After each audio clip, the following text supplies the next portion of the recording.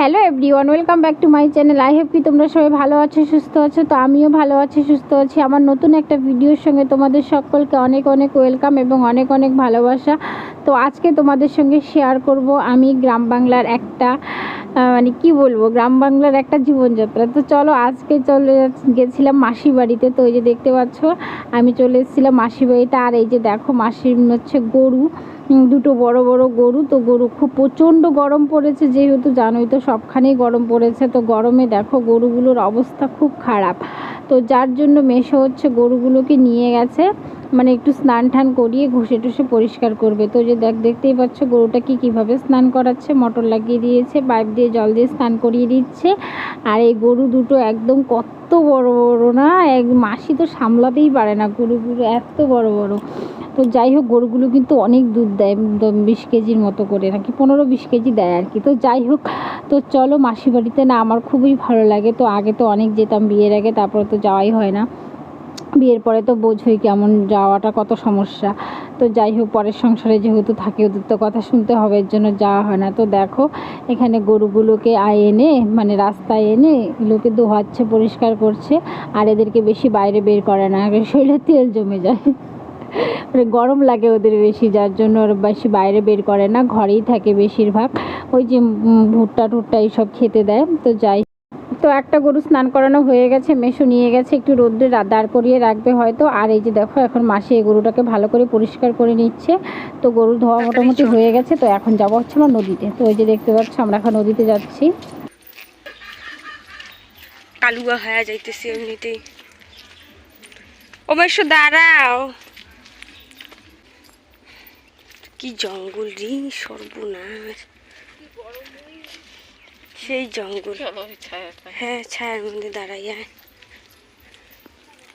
তুমি কই দেম, তুমি হেন্দা শ্মশান কলা দিয়ে গুসু ফরায়া। তুমি পারাই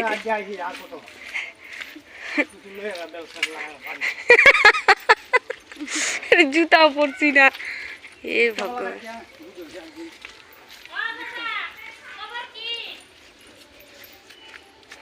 বাবা 2 দিন গেছে না, আজকে যাইব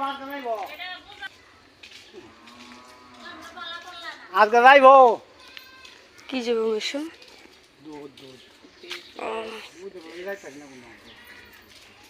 ও দুধের কথা কইছে, তাহলে দাও না করে দুধ।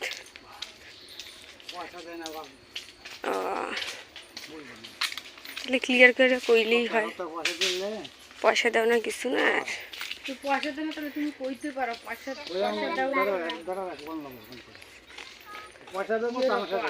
হ্যাঁ, পয়সা ফেঁকো তামসা দেখো। পয়সা নিয়ে দেখো, তামাশা নিয়ে দেখ না কথাটা।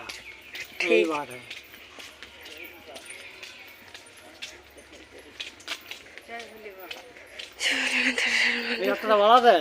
হ্যাঁ, আমরা কই রাস্তা করবো, আমরা করবো, হবে হবে, আমরা অন্য পার্টি করি তো।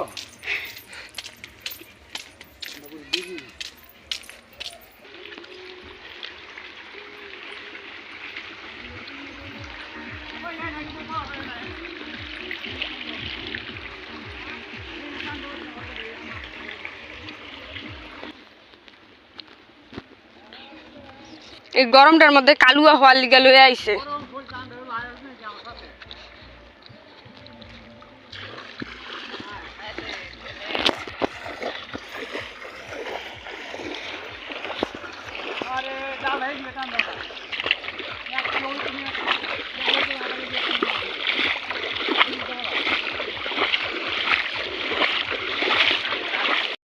চাংড়া কি হয়েছে? চাংড়া বয়সে তুমি কি খাইছো? কাঁঠালের সিদ্ধ তুই কাজই পারবি না। না না, চাংড়া বয়সে কি খাইছো কও না। যা আমি কাঁচা কাঁঠাল, কাঁচা আম, পাথর খাইছো? হ্যাঁ। বাবা, তোমার তো হজম শক্তি সেই, তাইলে পাথর খায় হজম করে লাও। হ্যাঁ, মাছ এটা মাছের দামি মাছ নাই তো, পুঁটি পুঁটি জল নাই নদী।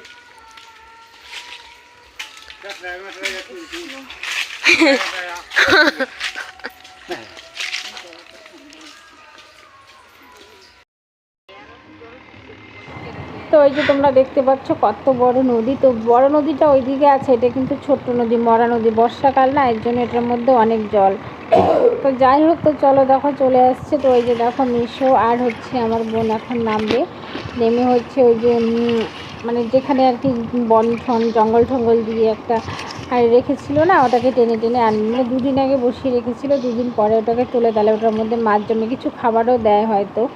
তো যাই হোক, তো দেখো ওই যে মেশো ওখানে কী করে, স্নান করে না করে বাচ্চা মানুষের মতো।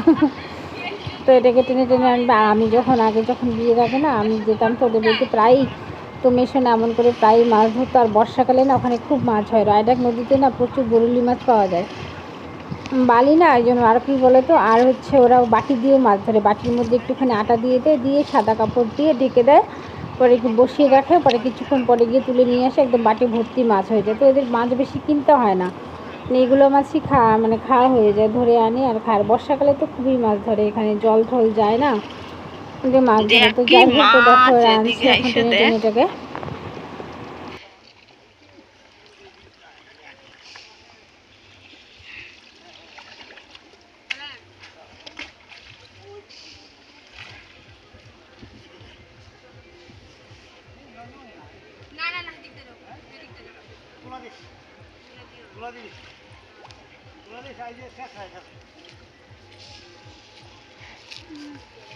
এক গাদা জাগরা।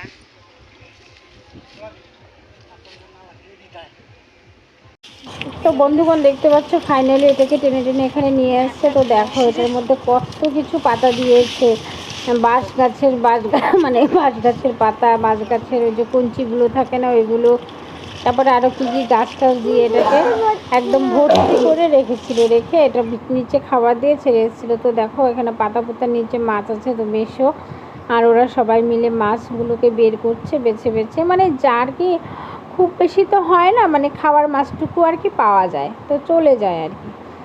তো দেখো এখন খুঁজে খুঁজে বের করছে মাছগুলোকে একটা একটা করে। তো আমিও আগে অনেক খুঁজতাম মাছ, তো আগে যেতাম না, কথাগুলো মনে পড়ে যাচ্ছে। তো যাই হোক, তোমরা এমন মাছ ধরা দেখে কে দেখেছো আমাকে কমেন্টে অবশ্যই জানিও।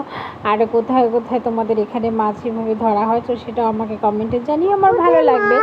এই যে দেখতে পাচ্ছিস না, মাছ তুলছে দাদা, দেখ এটার ভিতরে মাছ ছিল, এখন দেখ মাছগুলো তুলছে, পরে আবার কি করবে বলতো, এটাকে আবার এই জঙ্গল ঠঙ্গল দিয়ে আবার ওই জলের মধ্যে রেখে দিবে, বুঝেছিস?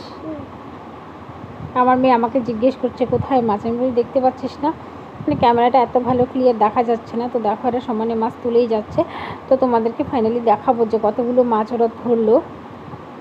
চলো তোমরা ভিডিওটার সাথে থাকো আর ভিডিওটা দেখতে থাকো। আর যা প্রচণ্ড রোদ, রোদে থাকাই যাচ্ছিল না, এত রোদ, টেকাই যাচ্ছিল না। তো এটা ছিল মনসা পুজোর পরের দিন, তো ওদের বাড়িতে মনসা পুজো হয়েছে, নিমন্ত্রণ করেছিল, ওই জন্য ওরা সবাই গিয়েছিল। তো এই তো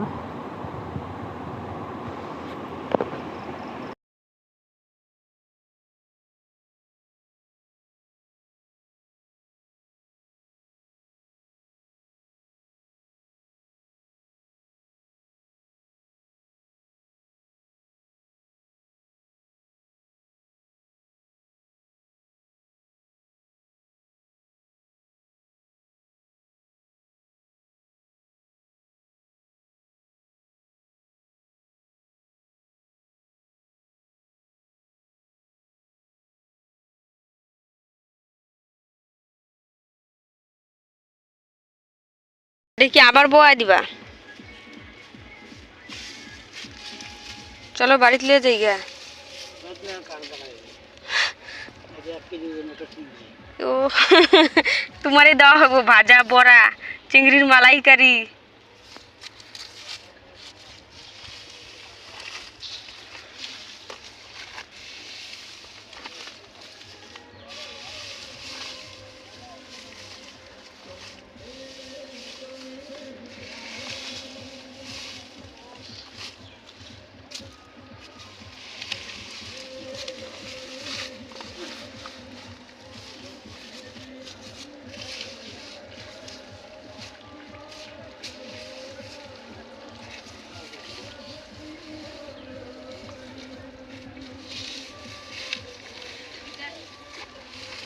আর জলে যা জলে এই দিকে যা তো বাড়ির যা স্নান করবো না করতো না বাধ্য হলো হুম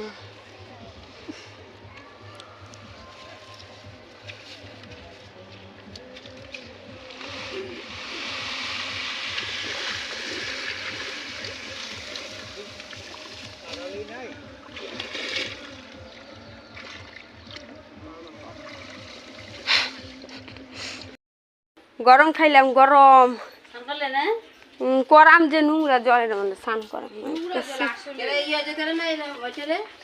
ভাইটাল মাইটাল ব্যাখ্যা নিয়ে গেছি গোলাপ জল যা জল নেও না মাছটি রাখো নাই নো ঠান্ডা জল নাই ঠান্ডা জল আছে মাছটি রাখো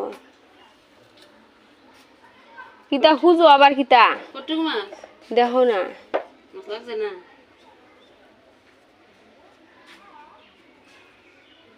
কিতা মান খুঁজতেছে